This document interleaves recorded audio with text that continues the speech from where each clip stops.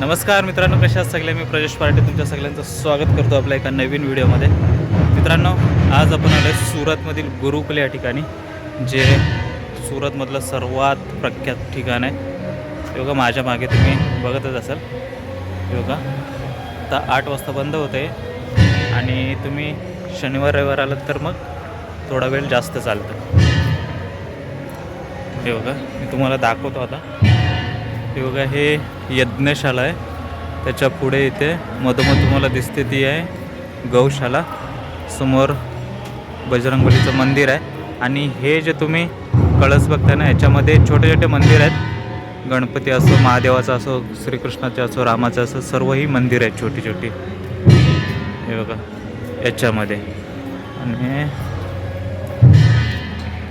आतमध्ये हे गार्डन बनवलं आहे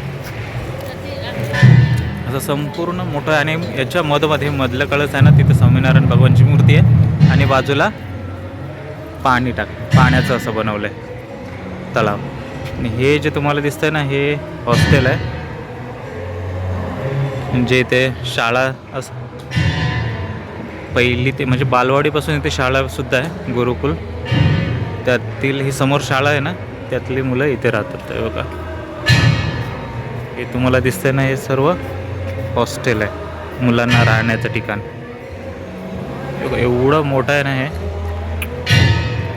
आत्ता तुम्हाला म्हणजे एवढं म्हणजे 7 जास्त झालेत तरीसुद्धा बघा इथे लोक येतात. जर तुम्ही दुपारचे आलात ना, म्हणजे 3 नंतर संध्याकाळी 6 वाजेपर्यंत तर भरपूर गर्दी आहे. दिवाळीमध्ये तर इथे जागा नव्हती उभं राहायला. आणि ही आहे हवेली, स्वामीनारायण भगवानचं हे मंदिर आहे, जिला नीलकंठ हवेली नाव आहे.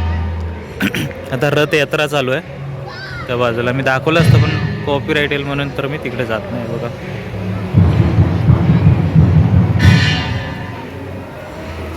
हे मंदिर आहे मध्ये स्वामीनारायण भगवानचं. हे मधलं मंदिर आहे आणि हत्ती वगैरे असे बनवलेत पूर्ण. मी तुम्हाला पुढे दाखवेलच.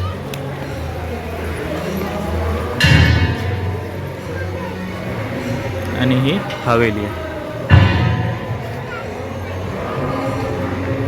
तुम्ही आलात ना तर नुसतं गुरुकुल बोललात ना तरी तुम्हाला इथे सोडलं जाईल. हे बघा, हे गार्डन बनवलं आहे, सगळे मूर्ती आहेत, श्रीकृष्ण वगैरे. हे बदकाचं आहे. इथे बघा, ही शंकराची मूर्ती.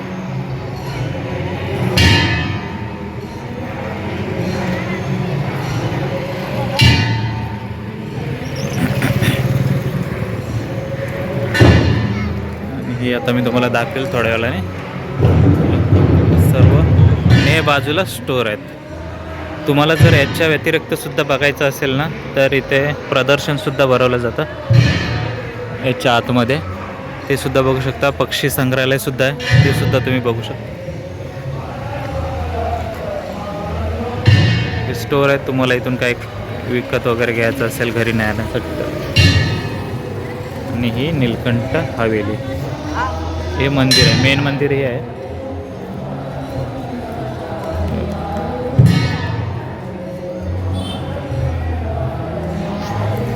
तिथे पाठी पक्षी संग्रहालय आहे, ते सुद्धा तुम्ही जाऊन बघू शकता. असं चला, तुम्हाला जर डिटेलमध्ये एकदम व्हिडिओ बघायची असेल ना, तर माझ्या मेन चॅनलला त्याची व्हिडिओ मी टाकले. मी आता सहज आलेलो तर बोललो तुम्हाला नवीन काय काय इथे झालं आहे बदल ते तुम्हाला दाखवतो.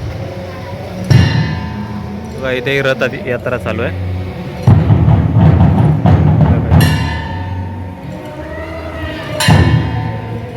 असो, चला पुढे. बार वगैरे वाजवतात आणि आरती घेतली जाते. आज काही स्टोर आहेत, अर्धे स्टोर पण आहेत, पण हे चालू आहे तेव्हा अगरबत्ती वगैरे. श्रीजी धार्मिक स्टोर, धार्मिक ज्या वस्तू आहेत ना ते इथे भेटल्या जातील. घंटी, फॅन्सी तोरण. इथे महादेवाची मूर्ती आहे. 1 शॉटमध्ये मी तुम्हाला दाखवणार आहे, कारण की चालता चालता बोललं तुम्हाला एकदा आलं तर दाखवावं. माझा आवाज येते की नाही ते सुद्धा मला माहिती नाही, कारण की तिकडे डोल वगैरे वाजतात ना, त्यामुळं.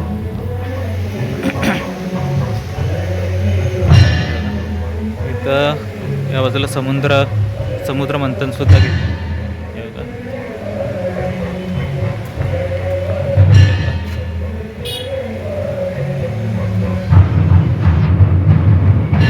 इथे नारायण कुंड आहे, तिथे तुम्ही आंघोळ वगैरे करू शकता. 50 रुपये तिकीट आहे 1 तासाचं. हे बघा, हे सब फोटो दाखवला आहे ना तो. कुंडामध्ये तुम्ही आंघोळी सुद्धा करू शकता. आणि हे बघा, हे समुद्र म्हणतात.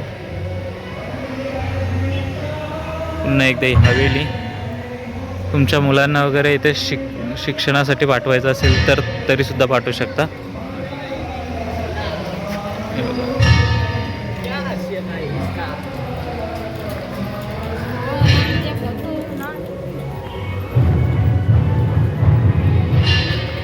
चला, आता आपण आलोय मेन प्रवेशद्वार आहे तिथे. हे बघा, या गुरुकुलचा प्रवेशद्वार आहे. आणि कष्टभजन देव हे मंदिर.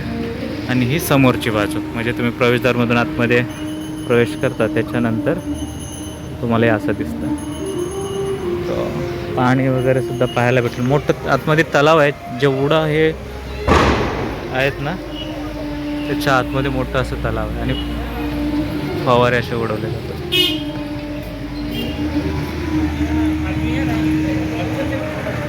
चला मित्रांनो, ही छोटीशी व्हिडिओ तुम्हाला कशी वाटली मला नक्की सांगा. आवडली असेल तर लाईक करा, शेअर करा. आणि आपल्या चॅनलला अजून सबस्क्राईब केलं नसेल तर आत्ताच्या आता जाऊन सबस्क्राईब करा. चला, बाय बाय.